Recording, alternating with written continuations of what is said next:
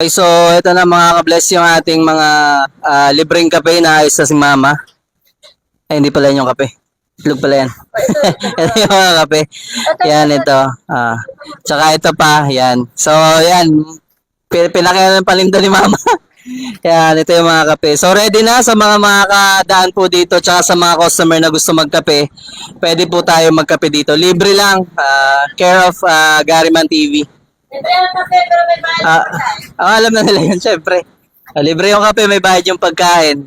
Okay. Dito naman mga kabless sa ating munting water station, ang kasama natin ay si Gladys. Si Gladicia. Okay, so nire-ready na niya yung ating libreng water naman sa mga biyahero. Yan. Ang ating empty bottle. So, meron tayong ilan ba? 200 pieces. Ayan. Tapos ito na yung mga nagawa niya. So, papamigay na lang daw mga kabless. Shout out! Hey! Ganda yan!